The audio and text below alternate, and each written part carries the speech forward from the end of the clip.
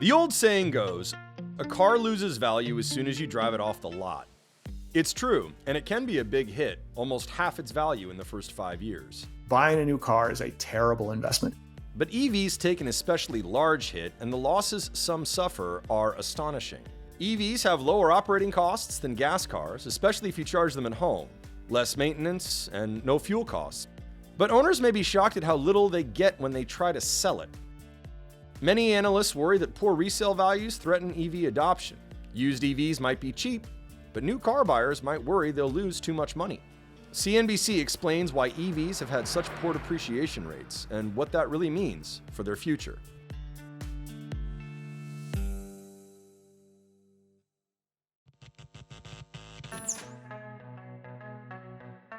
Look at this 2025 study by IC Cars. It shows the worst depreciating vehicles. Just under a quarter of them were EV. Some of these cars can see really steep drops. The now discontinued Jaguar I-Pace plummeted 72% in value over 5 years. The Tesla S, X, and Y all fell at least 60%, which is also about what the Porsche Taycan lost.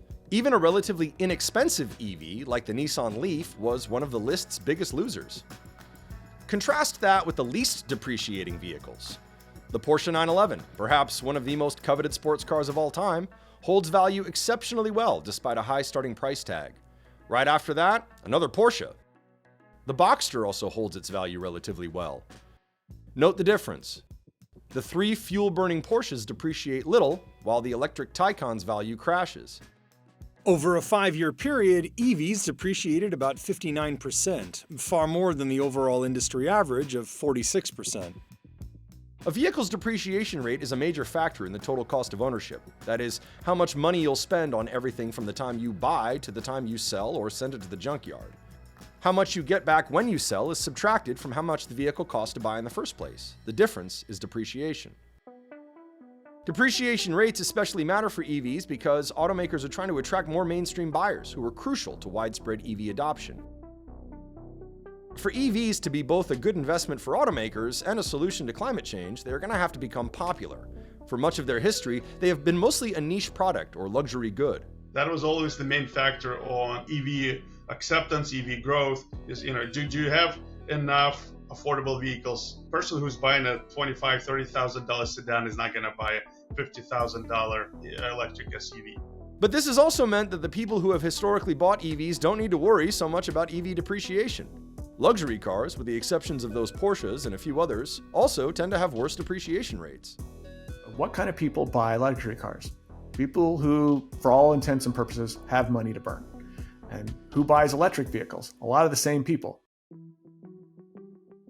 Out of that 46% in value that the average car loses in the first 5 years of ownership, just over 10% gets lopped off as soon as it's driven off the lot. A brand new car will always be more attractive to a buyer than one that has been even slightly used. Just like with anything else, clothes, furniture, musical instruments. There are, of course, exceptions, like classic cars or highly desirable rare cars.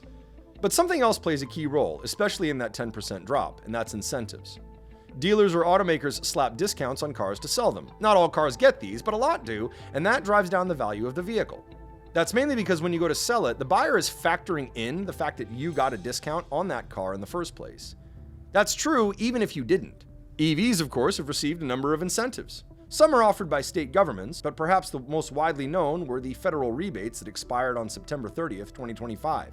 $7,500 for new EVs and $4,500 for used ones.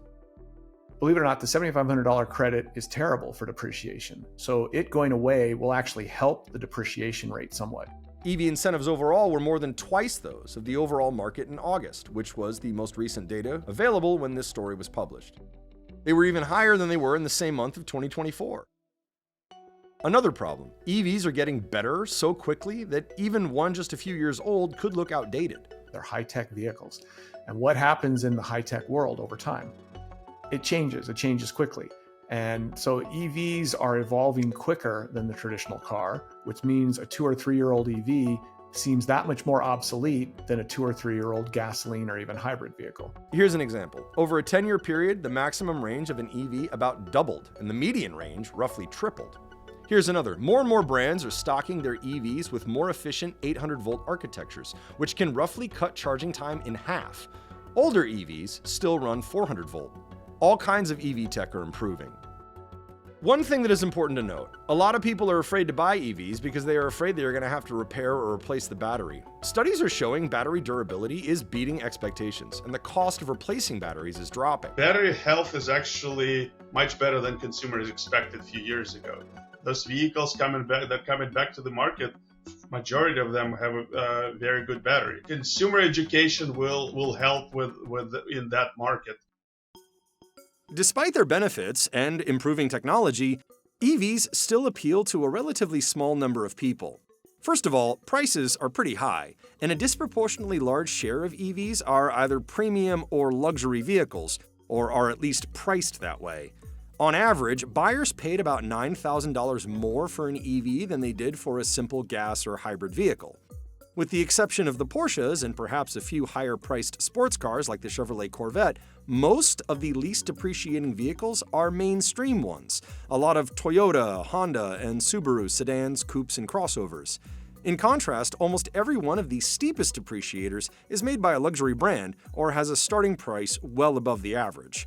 The only one that doesn't is the Nissan Leaf, which is an EV. Every used car buyer, by nature of being a used car buyer, is value-oriented. And guess what the value-oriented buyers think of the badge on the hood or the drivetrain underneath the car? What's it cost and how much functionality do I get? That's what I care about. This is where some of the challenges of EV ownership surface. Public charging is improving, range is improving, and EVs have lower operating costs. But their small market share and pretty high prices indicate they only appeal to a small share of the market. A value-oriented driver is likely to be more concerned about whether an EV will be able to perform as well as a gas vehicle. Under all these circumstances, that person is likely to need the car. And a lot of buyers are still skittish. More than half in a June 2025 survey said they were worried about whether EVs were sufficient for long-distance travel, whether there were enough public charging stations, and they were worried about whether an EV would run out of charge while driving. IC Cars' research shows EVs are driven less than hybrids or straight gas-burning vehicles. So you pay more for them up front, and then you drive them less because of their very nature. If you're a used buyer, you say, I need to pay less because this car offers less. It's less flexible. It's less functional. I've got less liberty to go do what I want when I want without any limitations in an electric vehicle than a gasoline vehicle or a hybrid. But of course, the used EV market is going through some rapid changes. One big shift in the next several years, exponential growth. Most of these vehicles will be ones coming off lease. The share of new EVs leased is staggering compared with ICE cars. In January 2023, it was 17%, about the same as internal combustion vehicles. By September 2025, it shot up to 71%. In the last few years, we had maybe 100, 200,000 EVs coming back to the market from rental fleet, from leasing. By the 2028, we're going to have close to 1 million used EVs coming each year. From a consumer perspective, it's going to help keep the prices lower because the volume is increasing. The demand and supply are going to work in consumer favor. While the expiration of the $7,500 federal credit for new EVs has attracted a lot of attention, J.D. Powers-Yurchenko said the upcoming shifts in the used market in some ways might be more profound. The used federal credit was only granted to sales of EVs with a price tag below $25,000, which was likely leading some sellers to price their EVs lower than they would otherwise to ensure they were eligible. As the volume of used EV increases, we are removing that used credit. Right now, many in the auto industry predict that the end of the tax credit will cause EV demand to fall. Ford CEO Jim Farley said it could cut it in half. Leasing could drop dramatically as well. Part of the reason leasing was so popular was that it was a workaround that allowed many otherwise ineligible vehicles, such as those made outside the US, to qualify for the federal credit. If that happens, this inevitable explosion of off-lease EVs will be followed by a much tighter used market.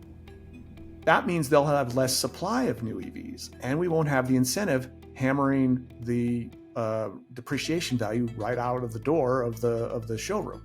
So we're going to actually see fewer EVs that hold their value much better over the next 3 years.